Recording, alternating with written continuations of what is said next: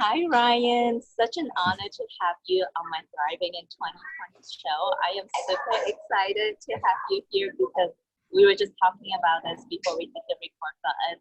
This topic of spirituality and connecting to building wealth is something that a lot of people have not dived into yet or even are aware of this link. And so that's why I'm really excited to talk about this. I know my interview series is mainly to help people on how to build more, make more money, have more time, and get a good physical body that they love and feel good in. But this topic is going to be very mind blowing. So thank you so much for being here today. Miko, thank you for having me. I'm grateful to be here with you. It's awesome to connect with you.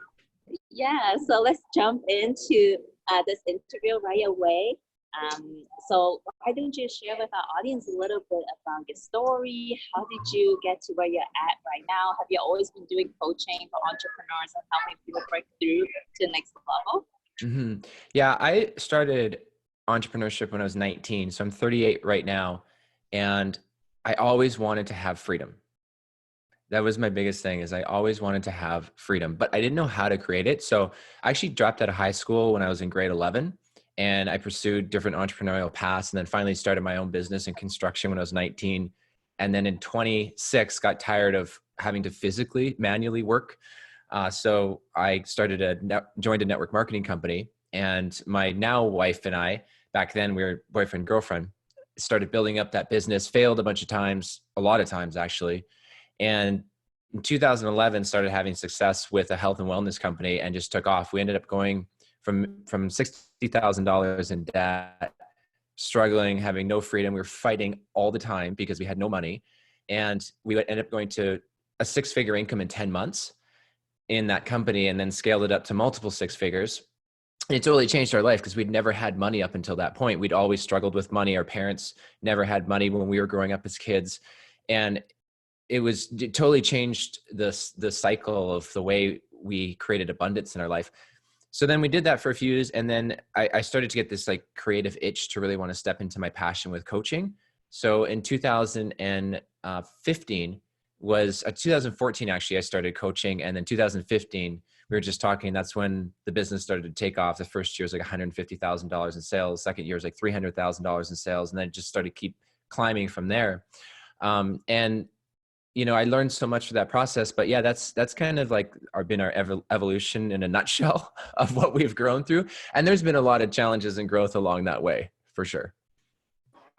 Wow, I love it so much, and I am excited because I think that's why we connected so well, because your journey is exactly like mine. I also knew from the very beginning, I wasn't as young as 19. I had this realization when I was like 22 after college. I knew that I want that freedom. I knew that I don't want to work at a 9 to 5 for the rest of my life until I retire. And I dived into entrepreneurship, and I did network marketing as well. Oh, no way. Yeah, I did. And it is a struggle. So when you were at the beginning stages, like you said at the beginning, like you don't necessarily see the results yet, right? How many years did it take you to finally start seeing the reflection, like all the work that you put into it to start showing up? And how did you kept going when things were just like, when you didn't have the results to show for? Yeah, well, we started that first network marketing business in 2011 that took off. But prior to that, we started the first business in 2006. So that's a 5-year gap. It was 5 years of struggling is what I'm saying. But there was always something deep down inside of me that I knew we were going to be successful with what we were doing. I just knew it was going to take a bit of time. So that was kind of frustrating for me. But what I didn't know was that there was a ton of personal development, a lot of spiritual growth, a lot of, personally growing that was involved for us to become successful at what we're doing. And there's just some blocks and fears that I needed to clear. Like back in the day, I was so worried about what people thought of me. I was so lacking confidence in myself, lacking self-esteem. My mind would like default to negative. So as much as I had the bigger vision of where we were taking our life financially and time freedom, and even my personal fitness, because I'm really big into health and fitness, I would go the opposite direction too. So I would go to the worst possible situation. Like when we didn't have enough money, I'm like, oh my God, we're all going to end up on the street. Like this is going to be terrible. And I'd start freaking out. And then fear would take me out. So I had to do a lot of inner work on myself and spiritual growth to be able to get to the point where I actually felt I could trust my process. I could give great value. I could receive money in return. And I could actually truly believe in myself, honestly. So let's jump straight into this topic. I love this topic so much because I am on this journey right now, and I do know like how much I need to change in the inside in order to start making more money, generating more abundance. Like, especially, I relate to you because I also came from a family. My family were immigrants, and we never grew up with so much money. So we tend to like inherit these limiting beliefs, lack of scarcity mindset around money that tends to we carry that along with us as we grow up, and a lot of that we have to outgrow and change our subconscious mind, things like that. But I feel like a lot of people out there just don't see that link between inner work and outer results. We tend to just like work hard, get good jobs, do everything we can externally to build that financial freedom. So can you touch on this? Like, why is it so important that we need to work on our spiritual development, personal development in order to generate that level of abundance that we desire? Yeah. Well, your life expands when your consciousness expands. So the more you can reach a place in your life where you know that you can create whatever you desire. And actually, we were talking about this over email, the first email you sent me. I went back and reread it, and it was really good because we were talking about that. And at that point, you start to move out of fear. Like the only reason we couldn't create money, it wasn't because we weren't good at what we did or we didn't have the ability to do it. Like we didn't have to, we had lots of time to do it. Like we could do it, but I had too much fear.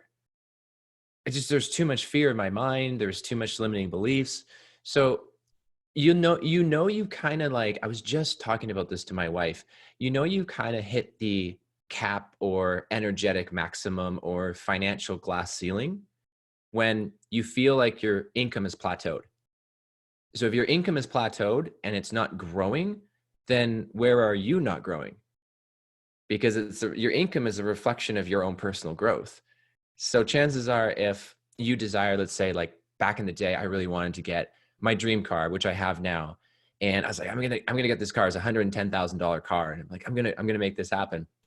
And I walked into the dealership and the guy would not let me test drive the car because he didn't think I could afford it.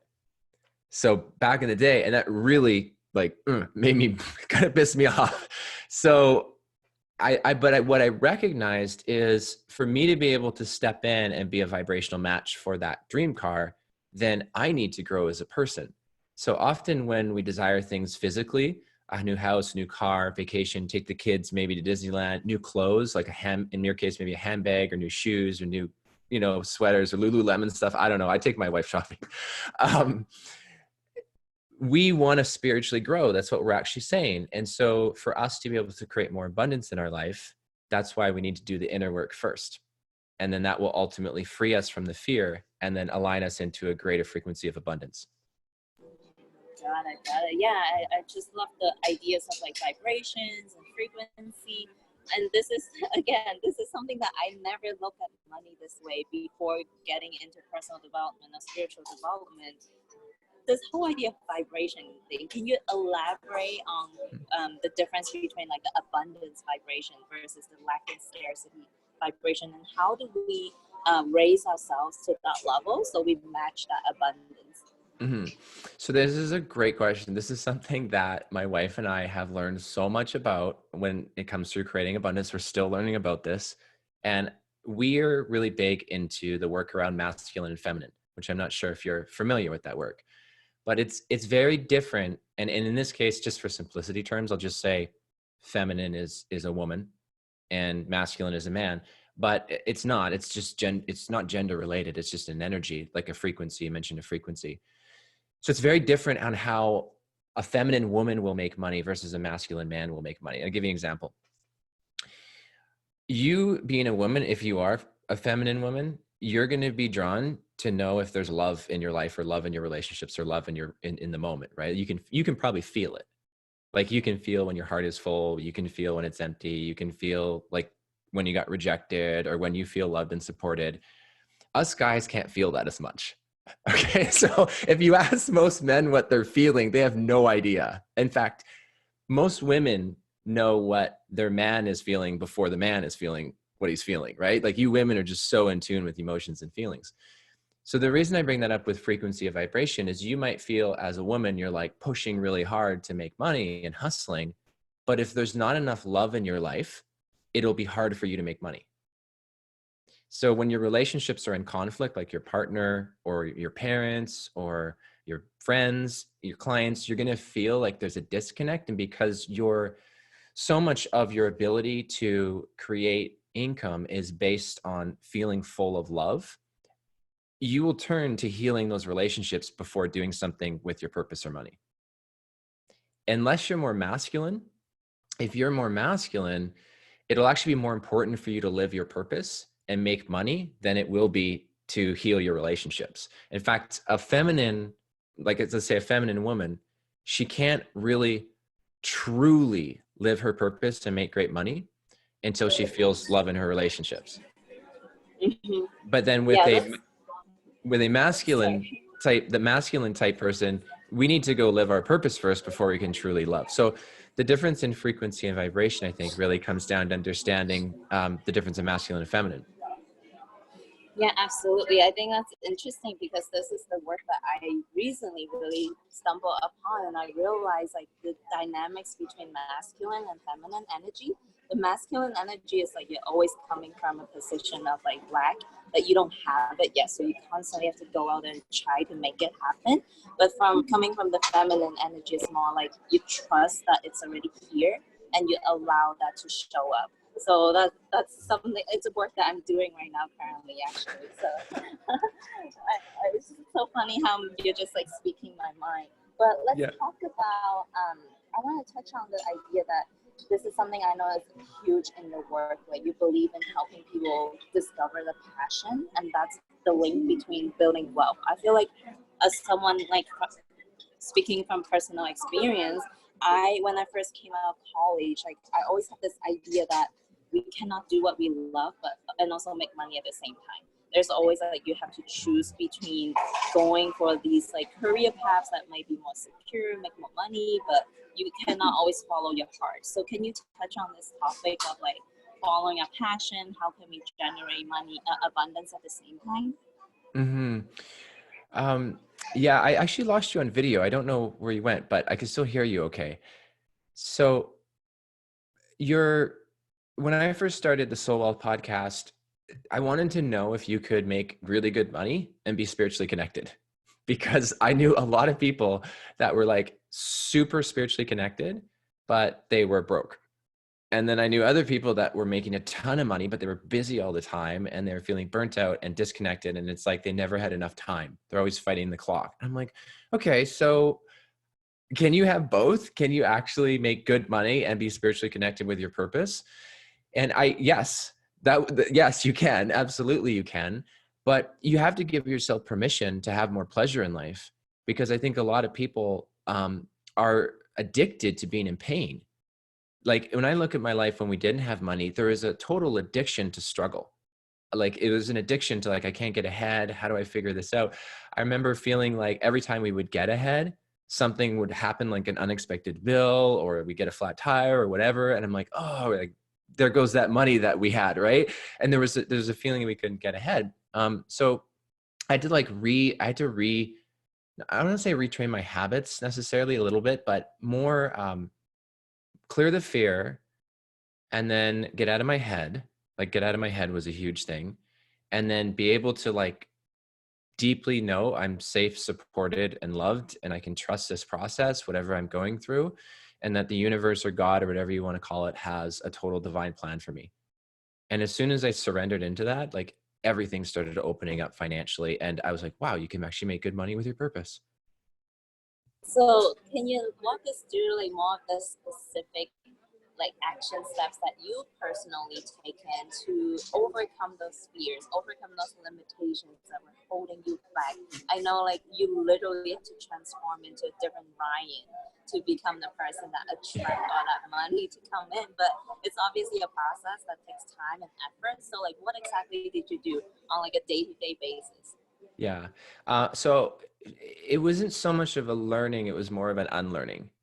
You know, it's like if you look at Robert Kiyosaki, he talks about how the school system doesn't teach you to be rich. They teach you to be poor because they want you to be an employee.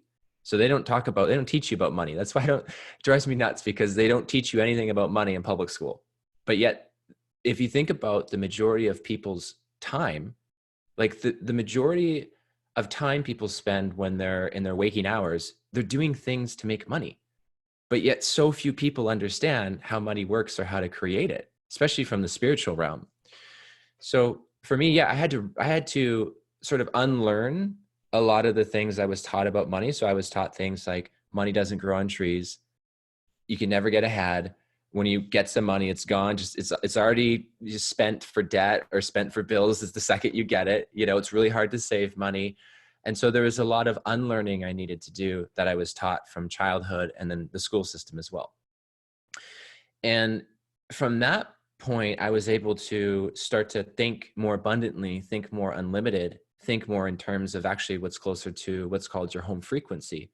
And your home frequency is a very high, your soul is a very high frequency, very high vibration. Your soul actually doesn't need any work done on it at all. It's just, you have to learn to have a clear mind and then be an open channel. And so when you have a clear mind and an open channel, your soul can come through. And then you're guided to all these like amazing synchronicities in your life. So for me, it was unlearning, but then also Michael Bernard Beckwith has a really great quote, and it says, the pain will push you until the vision pulls you. So I had enough pain in my life financially, because we were thousands of dollars in debt, tens of thousands of dollars in debt, where I'm like, I need to take some action. I need to get going here. So that pain pushed me until my life grew spiritually, and I had all these awakenings. And then the vision started pulling me, just like you doing this interview series. Like it's like the vision, the excitement of what you're creating starts pulling you, and that becomes magnetic. And then ultimately you become closer to who you are truly as a person, like your authentic self. And it's almost like you feel like you've come home, is the best way to describe it. That is funny. I'm in Pennsylvania right now visiting my sister, and on the flight here, I was watching Michael Beckwith's Mind Valley talk. No way. And, yeah, I love his stuff. It's so powerful, and I think he touched on the idea of like we're channeling through that ultimate vibration, that love and generosity and abundance and brilliance, and exactly what you're talking about. But okay, so this is tricky. I feel like a lot of our listeners listening right now might be thinking about this. Like, yeah, this sounds all amazing and great and everything, but we have the reality we have to face. We have bills to pay. We have kids to take care of. Student loans to pay off. So, like, how can we find that balance between like doing our spiritual development, doing the things that are abstract and cannot see, right? All of that is like invisible work, but at the same time to take care of what's in front of us right now. Like, how do we find that balance? So everything's spiritual. All of it is. I think what people do is like compartmentalize things, you know, and say, I don't want to let God or the universe into my bank account because I need to control that, right? So a lot of the process that actually opened up money and abundance in our life was giving up control, just practicing giving up control. And when I'm working with a client, it's a lot of the same type of work. It's giving up control because it gets them too in their head. So we first have to understand what money is, right? So money is an energy and it's neutral. So if you want to create more time freedom in your life, you're going to need to have more money, because you could have time freedom and live in your parents' basement suite. I mean, that's like, I just don't know if most people want to do that. You can totally have time freedom that way. You know, you could be a homeless person, have time freedom. But if you want to have time freedom and abundance, monetary, you know, financial abundance, then, you know, you're going to need to come back to understanding what money is and changing your relationship with money. Most people have a toxic relationship with money, and it's a relationship where they feel like they never have enough. They always have to try and get it. When they get it, it's gone really fast. It's like elusive. And it's not a healthy relationship. It's not a nurtured relationship. It's like, if you think of a relationship that you have with maybe a family member or a good friend, it's this exciting, amazing, you can't wait to hear from them. You have great synergy with it, there's good energy there. It's the same type of energy you want to have with money. And so when we think about bills, when we're like, okay, this is great, Ryan, but I still got to pay the mortgage. I still got to pay bills. Like, how do I just sit there and do inner work? The work, whatever's coming up in your life is the work. So if you're stressed out about money, or you're stressed out about you don't have enough time to be with your family or do what you love, then there's something you need to look at there. And there's an opportunity. For example, so when I pay for something with money, like if I'm going to pay a bill or if I'm going to buy something at the grocery store, when I make that exchange of money, I'm actually like praying over the money. I'm sending the money love as it goes through the debit card or credit card and goes over to that person or business. And I'm like literally sending love to that company or that business, that their business flourishes and thrives because of the money I just get. Because it doesn't exist. Like nothing is ever taken from you. Like the money's not taken from you if you believe that it helps people, and it comes back to you tenfold. So you're just this middle person of the cycle of energy that moves through you. Right? So it's a different philosophy. Rather than I'm going to pay for this thing and, oh man, that's going to cost me this amount of money. Well, what if you just had the mindset of this just flows through you abundantly and easily, and you're just a channel for the money to come through you and back to you again. And from that place, you see every interaction as a spiritual interaction. Everything you do is spiritual, and you're able to actually move out of lack and into abundance. Oh, that is so good, because I catch myself feeling this way too. This is something I'm working on as well. My relationship with money. I think like growing up in my family, my household, it's always like save every penny, don't spend money on Yes. expensive things. So how it is. And like every time I would pull out my money, my wallet to spend money on something, like my mind immediately jumps to calculating like how much I have left in my bank account, will I have enough for this and all that. It's just like not being truly in the moment and just appreciating that I do have that money right now to spend whatever it is that I'm getting. And I think, are you familiar with Kyle Cease? Yeah. I saw him speak once. Yeah, he's great. So it's hilarious. I think it's inside his book. He talked about how like no one really owns the money. It's always in a constant flow, like you said. It's just like passing through us and giving us the ways, like it means to afford different things, but it's never like owned by us or me and you. It's everyone's money. Yeah. So that is such an interesting concept. And there's no cap on it. It's not like we have $100 trillion in a bank somewhere and that's the only amount of money we have between everyone. It's literally infinite, and it's just created out of nothing. So yeah, I love what you shared about Kyle Cease. Yeah, so let's talk on like all the people that you work with. I know you work with tons of like entrepreneurs, coaches, network marketers, and help them break through this wall that's holding them back from like financial abundance. Like, what would you say the number one thing that's really stopping people, holding them back? The most common one I hear is people they get too in their head. They just get too in their head, and then they spin, and then they like start thinking of fear and the worst possible situation, or they just don't think they're good enough, and they come down hard on themselves. And so that's where I'm really big on soul wealth, because to me, it's the spiritual connection. So you have soul, which is your divinity, and then you have wealth, which is your humanness.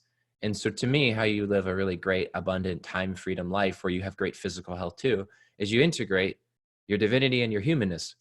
You integrate them together. That's why I said everything's spiritual. Whoever is listening to this interview or watching this interview, you're having a spiritual process. And I would guess that you've had some kind of epiphany.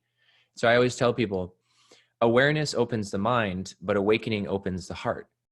So awareness is good because it will open your mind to possibility. But when you awaken, your heart cracks open. And that's where you'll actually create your abundance from. So how do we awaken ourselves? That's a good question. Surrender. Oh, okay. So you have to give up control. do you like do any meditation practice, like things like that to help Yeah. you surrender? Yeah. So there's two types of surrender. There's blissful surrender, which is a meditation practice, or relaxing, maybe reading a nice book and taking some time to yourself, or going in a walk in nature. And then there's forced surrender. And forced surrender is like you getting the flu and not getting knocked on your ass and not being able to do anything, right? And that's the kind of surrender usually driven people like myself need, because we're so stubborn. So surrender, the act of surrender, it will happen in your life, and it's probably happened in your life. You know, maybe someone loses a job, or they get into a car accident, or they're betrayed by their spouse. Those are all acts of forced surrender. So your soul has a plan, and the way the soul works is, if we don't pay attention to the signs, they start off small, and then they just get louder and louder and louder and louder until we pay attention. So surrender is happening every single day. It's just whether because we have free will, whether we want to choose to listen to the signs or not. Yeah, I think for me, the awakening moment really came to me was when I was doing my first summit. Actually, I hit a point where I was no longer motivated, inspired, or even like happy doing the work that I was doing anymore, and I wasn't sure why.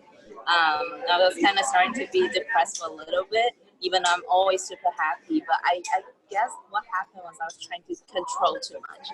I was trying to make sure I have the numbers for the results and all the outcomes. I wasn't truly trusting the process. But because of that experience, it was not fun. I was not happy. I never want to be there again. But it's exactly what I needed to get to the other side and realize the power of surrendering. And with the second summit, like, I just love it. It's so much fun. I'm just connecting with the speakers like yourself and having genuine conversation and just trusting this moment right here. So Ryan, I want to ask you this question. So this is also something that I know a lot of my friends, like at my age, I'm 24 right now, like fresh out of college. And this is like, we've been told what we needed to do, like growing up all our whole life, like do this, do that, pursue this career path. And the moment we graduate, we have no idea what it is that we want to do anymore. I feel like a lot of my friends still don't have any idea what their gifts are. Like, how can we get in tune with our unique gifts? When I was 24, I had no idea what I wanted to do with my life. I didn't figure that out until I was closer to 26, 27. When I was 24, I was chasing girls. I mean, that was the goal. Not 24. I was in a relationship then. Sorry, when I was 20, I was chasing girls. But that was the, you know, the forefront of my mind for like the teens and 20s. But I always knew I was meant for more, but I just didn't know what it was, and I wasn't like committed to that. So I think in some ways, it's okay not to know. You know, like, it's okay. I think there's a lot of pressure we put on ourselves to try and figure out our whole life and our purpose and our career and all this stuff. And I think in the not knowing and being okay with that, it actually opens up the purpose. But I'll give you a tip that really actually honestly helped me. Like, I found you're going to find your purpose through like different ways. And, you know, like, you got to do what you're doing. The best teacher is experience. Like, you've done 2 interview series and you're rocking it. Like, this one's fire. And this is the best way to learn. But yeah, I don't know, Miko, when I was trying to figure out my purpose, you go through this weird place that is called the void. So the void is like when you were saying about your previous interview series and what you were doing.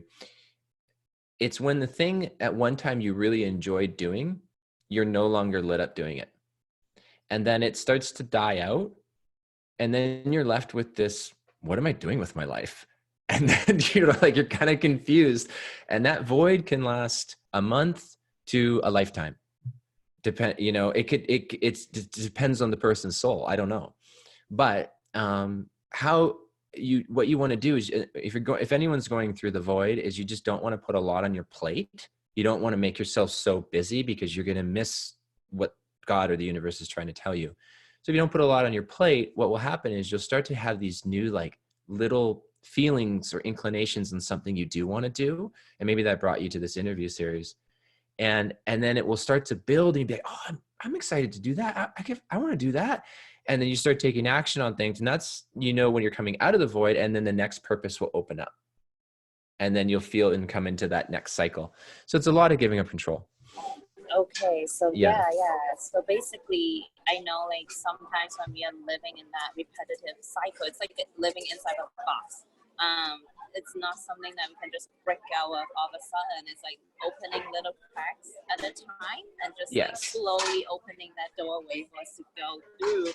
So based on what you said, it's more like listening to those things that inspire us and moving towards that. Right. Well, it's okay. This is actually a really good, oh my God, this is such a good conversation because it's listening to those things, but it's listening to your feelings. It's feeling your feelings, right? So anytime, I'll kind of go back quickly to the masculine and feminine. So anytime we're in our masculine, we're trying to solve things because it's left brain.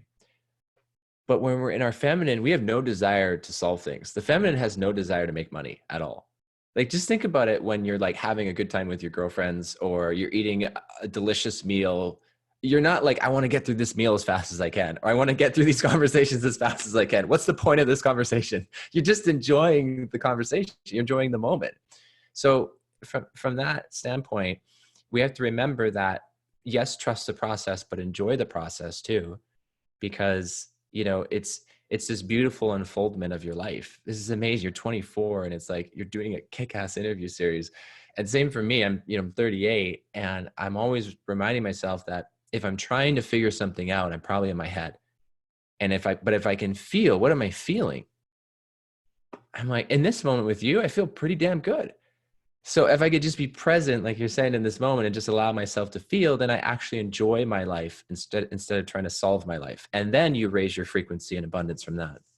Yeah, I'm having so much fun too. I lost track of time. Okay. I know I can talk to Ryan all day. Like, this is so fun. But to respect Ryan's time, we're just wrapping up this interview now. But last couple of questions. So Ryan, for our listeners listening right now, they might be still on the verge of like, I don't know about this. Like, this sounds great, but I'm still so scared. What would you say, like, what are some advice you can give to these people? Just like tangible steps that maybe they can even take starting today after this interview. Yeah. So you may not know what you want to do with your life, with your purpose or your passion, you know, fitness or time freedom or whatever. But my guess is there's a couple or maybe one things in your life that you love to do that maybe you're not making money from yet. Invest 1 hour a day into doing that thing, even if you can do 30 minutes. Here's why. If you invest 1 hour a day into doing what you love, even if it doesn't make money, you're just studying it, learning it, doing it, whatever, over the course of a year, if you compound it 1 hour a day, 7 days a week, you will have invested over 2 months of full-time work. So it actually works out. It's as if you worked a full-time job, 40 hours a week for over 2 months straight if you invest 1 hour a day over a year. So if you invest an hour a day into your passion, even if you are not making money, you don't know what you want to do yet, but you have something that really makes you happy to do, go do that thing.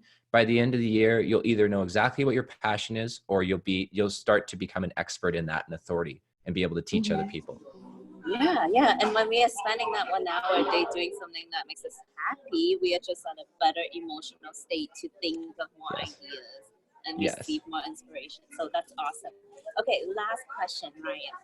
So tell us, what is the best things that have happened to you because you make this decision to follow your heart, to follow your passion, and not to say like settle for a mediocre life? What's the best thing that's happened to you or for you? For me, it's our client breakthroughs. It's seeing the people we work with, their life transform and change, and having someone, you know, like Emily Clark we work with come to us who is making $3,000 a month, is now having $10,000 months with living her passion. She was a radio show host before. And just hearing like story after story after story around the people we work with on how much their life has changed, that lights me up. That keeps me going. And the reason I'll say that, and this is important if you're going to spend an hour a day, when I say you want to keep your mind clean and you want to keep your channel open, the way you actually keep your channel open is through service. So exactly what you're doing, exactly what I'm doing, and that ability to impact someone else's life will keep you feeling connected, abundant, alive, and just totally in your gift zone.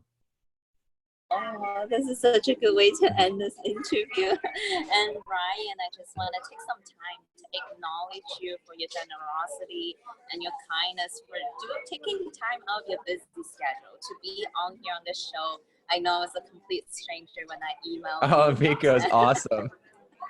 And for you to really share your expertise with our audiences, it could really change people's lives. But I want to also encourage our listeners listening right now to not only listen to this, but also to take action and do what Ryan suggests, 1 hour a day to really give to ourselves, do the things that we love. And it's important because imagine if Ryan didn't follow his passion and didn't live true to who he is, he wouldn't have helped all these people that he has helped. So I know there are listeners out there right now, they have that unique gifts, they have something only they can bring to this world. So we need to step up to that, and we need to bring that out to people who are waiting for you. So Ryan, I know you have prepared something special, the free gift for our listeners. So and I bet that they would love to stay connected with you after this. So can you let us know how we can find you online and what the free gift is? Yeah, so you can find me on my website, ryanyokome.com. And then a good place to connect with me is either through Instagram or my Facebook fan page. And it's just my name, Ryan Yokome, Yokome. And yeah, so this gift, so this will help a lot of people who are struggling with their money beliefs. So if you have money blocks that are stopping you from making money, I actually created a free audio, and it's also a guidebook as well. It's written in a PDF on the 7 money blocks to overcome to become a highly paid coach. And I really think it's going to help everyone. I actually know it's going to help everyone because there's going to be several ones in there. Like maybe you don't feel good enough or worthy enough, or you get in your head too much. And I give you the 7 money blocks to overcome, but then I also give you some simple questions you could journal on, like journal prompts. So it'll help you move through those things, and it will really help you open up abundance. So I would get that free gift. And then it's an hour audio training that I personally recorded just sitting here in my office, and just kick back and listen to it for the hour, maybe while you're doing some stuff. And I promise you're going to have breakthroughs. I know I'm going to get my hands on that. Okay, well, thank you so much, Ryan, for being on here today. I love this so much, and I bet our listeners did as well. And thank you, everyone, for tuning in. Hopefully, you got away tons of valuable nuggets from this, and reply back to this email. Let us know what you love from this, and I'll let Ryan know what your biggest takeaways were, and then we'll see you again next time. Okay, Thanks, bye. Miko.